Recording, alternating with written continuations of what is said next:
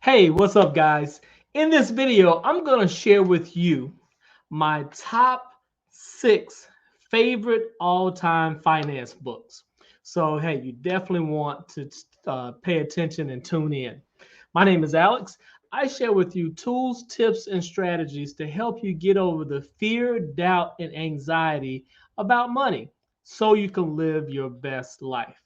So, in this video, I'm going to share with you my top six favorite finance books in no particular order, but these are the books that I found to be very helpful in helping me to figure out how to position myself for financial security and financial independence.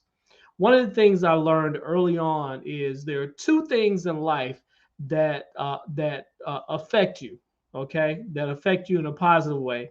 It's the people you surround yourself with, and it's the books you read. The great thing about books is it's a easy way, right, to get the essence of what someone's philosophy, what their ideas are about a particular subject.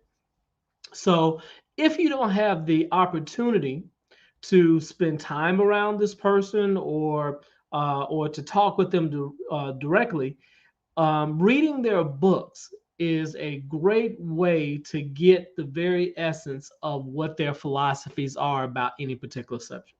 Okay, so and for some people are deceased, so you never get an opportunity to talk with them. Um, but yet, some people have really taken the time to catalog their thoughts, to commit them to paper. They've given us the benefit of learning from their years of experience and knowledge. And so today I'm going to share with you six of my favorite books that have helped me position myself for financial security and financial independence.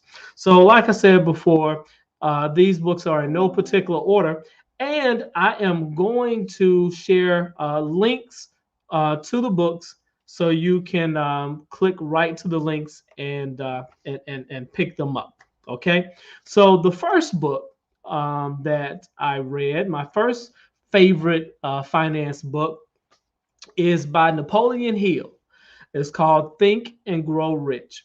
Think and Grow Rich is considered probably the first, if not one of the first, books about how to build wealth, how to create and bring forth the financial resources, the network, everything you need to build wealth. This is probably one of the first books to do that. And Napoleon Hill spent, I think, over 20 years talking to some of the richest people on the planet at the time. We're talking about um, uh, uh, John Rockefeller, Andrew Carnegie.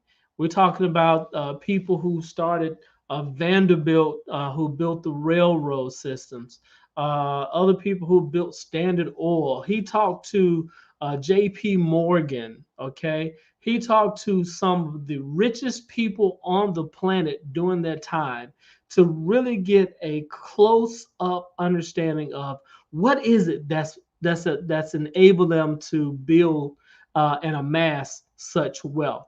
And you will find these principles in this book, Think and Grow Rich by Napoleon Hill. Like I said before, I'm going to put a link in here in the comment section, so you'll be able to grab these books. Okay, so Think and Grow Rich was one of the first books that really began to expand my mind and really helped me to understand that there is a certain level of thinking and there are certain principles associated with building wealth. And many times, we all too often we start trying these little tips and tricks and tactics to try to flip your money and grow your wealth and double your money in 10 days. Hey guys, listen, that is just like when you plant something. it takes a certain amount of time for it to grow. It's that's just how things work. And when you go against these principles, then oftentimes what you find, you won't like the results. So in any case, Think and Grow Rich was one of the first books that I was exposed to that really gave me a better understanding of what it takes to build wealth. Number two, the second book is Rich Dad, Poor Dad by Robert Kiyosaki. And this is one of the books. It's a very simple, easy to read book. Um, and it really helps you to get, again, it helps you to shape and shift your thinking, probably from what you were taught and what you've learned about money. This book begins to help you shift and change and begin to um, move your mind in a way where you really begin to understand, hey, you know what? There really is a special way to go about this thing. There are different philosophies that most working people don't understand about building wealth.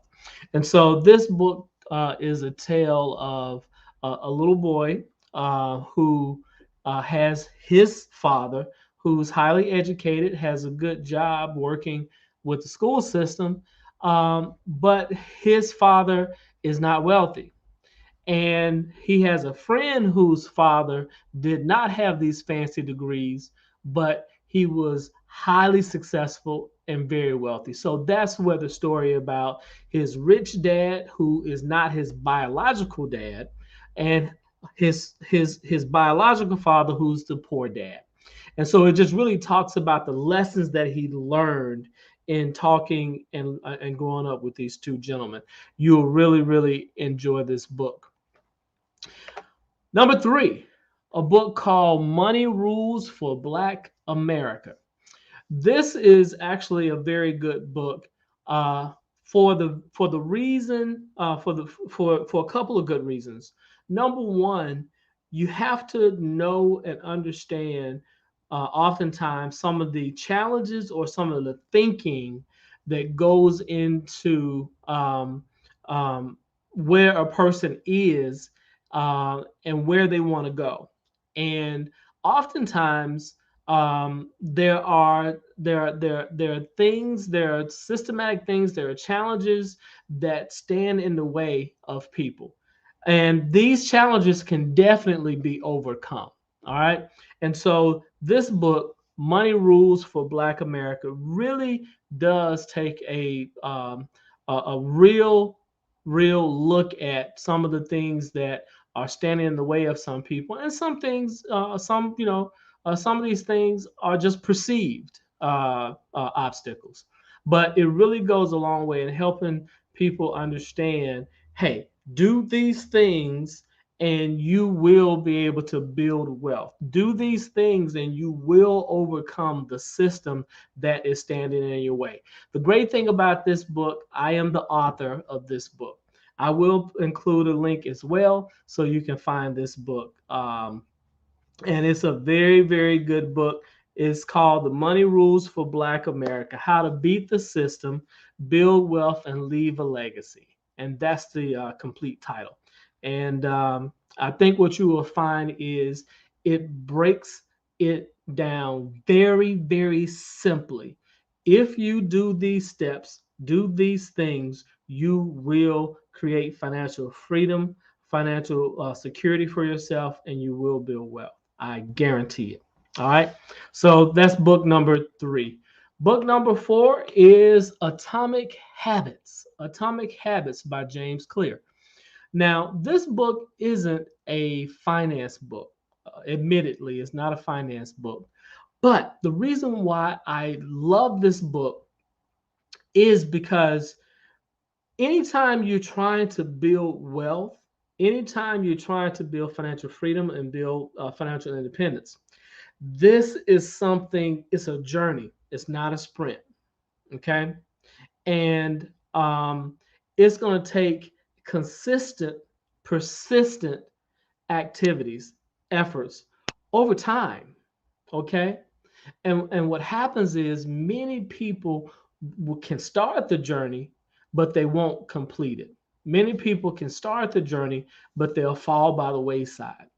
And the reason why I include atomic habits is because now you begin to understand how you can get rid of bad habits that may be keeping you from building wealth.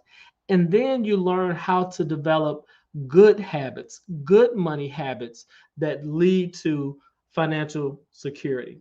Because after all, it isn't just about, you know, put your money here, save this, do this. It's about building the habits over time, okay? That's going to allow you to get the results that you truly, truly want. And so the Atomic Habits book is really a book about, it shows you how to make small changes in order that you might have big results over time. And what you would learn is, it's not about you getting, cutting out everything that you enjoy in life and saving money and living like a monk, eating beanie weenies. Uh, Dave Ramsey telling you, that you can't do anything. You got to work 2 and 3 jobs until you paid off your debt. Hey, living like that is truly not living at all. And what you begin to understand is there's a smarter way, a smarter approach to developing habits that will lead to financial security and financial wealth over time. And this book helps you to do that. Now, the next book, Secrets of the Millionaire Mind. Now, what we're doing is we're starting to, with this book by T. Harv Eker, we are starting now to identify what are the secret thoughts, what are the ideas, and what are the principles and values by which millionaires live. Okay. And so when you begin to identify and understand, hey, these are the thoughts and beliefs that millionaires have. Okay. How do mine stack up against those things? And now you have something that you can start saying, hey, if these people think this way, believe this way, and act this way, then if I want to have similar results, I probably should be doing some of the same things. So this book, Secrets of the Millionaire Mind, gives you a kind of a behind the scenes look at how the millionaire thinks, so you can then develop that same type of thinking. And now you can see how Atomic Habits goes along with that. So once you have the thinking and the beliefs and the thought processes, now you can begin to make sure that you put together an environment, right, that is conducive to getting the results that you truly want. Developing the habits, having the affirmations, and doing the things that's going to help you stay on track. So you begin to see how these things build and stack on top of one another. So that's the reason why I included Atomic Habits. But now I'm also sharing with you The Secrets of the Millionaire Mind by T. Harv Eker. And again, I'm going to share with you a list in the comments below. And then finally, this book is actually called Your Money or Your Life. And this book is by Vicki Robin. By Vicki Robin. Now, this book really helps you to understand the true cost associated with I'm getting the links together for you guys so I can paste them here in the comments section. Okay. And I have them in there. So there you go. So so this book, Your Money or Your Life, you begin to understand with this book that the choices that you make as it relates to your money, and your time, there is a cost to everything that you do. There's a cost to everything that you do. And this really helps you to, uh, number one, value more what your time is worth. Okay. And then it helps you to capture the true cost of what it is you're doing with your work, with the money that you earn. So let me give you an example. When I owned and operated my hair salons, um, one of the things that I used to ask people, people that I coached, I asked them, "How much do you make? How much do you make on average per hour?" Okay, um, and so what they would do is they would take how much they made that particular day or that particular week, right? And then they would divide it by the number of hours, okay, that they were working with clients, okay. Now, the truth of the matter is, if you worked, say, with, we'll say you had 5 clients a day, right? Each client took 2 hours of service, we'll say. So that's 10 hours a day, right? Now, the question is, if you are actually in the salon and you worked from 7 in the morning until 7 at night, that's actually 12 hours that you were in the salon. Now, so the question becomes, do you look at your hourly rate based on the amount of hours that you actually worked? Or do you look at the total number of hours that you were in the salon at work? Big difference. We can take it one step further. You can look at it and say, yes, this is how much time, this is how much you make per hour, per day, per week, whatever. But here's another question. How much time did it actually take for you to get to work? So you think about commute time. So say, for instance, it took you 30 minutes to get to work, 30 minutes for you to get home. That's another hour of time, right?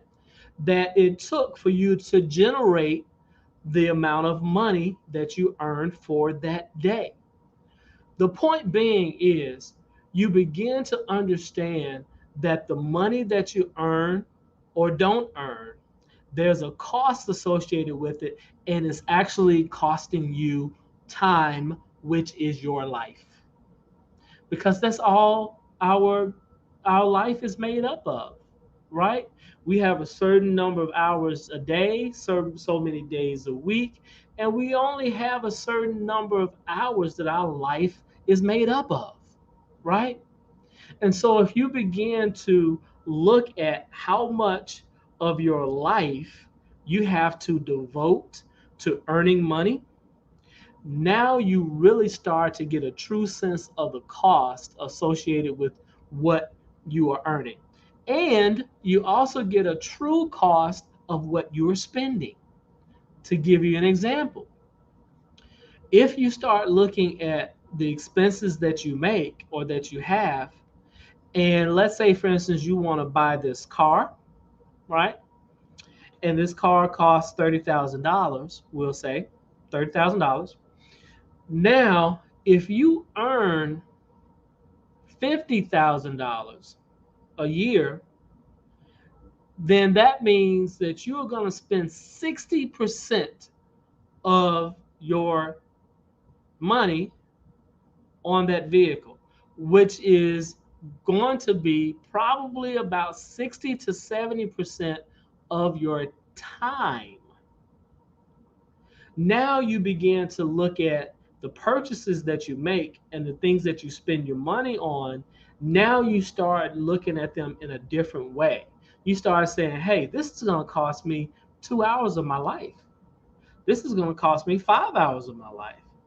Do I really want to spend my time that way to pay for what I'm about to spend my money on. So in essence, this book really helps you to understand that there's a cost to everything that you're gonna do, and you have to decide if you're gonna spend your money or your life purchasing your lifestyle. And I'm going to submit to you that once you read this book and understand this book, you would then begin to look at your money and value your money and your time a lot different. Okay. So, in any case, in the comments section, I put a list of where you can get these books. I hope it comes up correctly. If it doesn't, I'll go back through and change it up so it becomes easy. But I sincerely, encourage you to pick up any one of these books. I think you'll be very happy with them. And grab these books and just start reading them. Okay, one at a time. Take time to read every day. Break it up. Read one book a month, right? And I promise you, when you begin to spend time reading, understanding, learning, absorbing, you will gain a much better appreciation for how financial security, independence, and wealth is built. Okay, so once you get the books and you start reading them, comment back. Let me know what you think about them and what you learned. I love to hear. All right. So hey, this is Alex. Take care. God bless. I'll see you next time.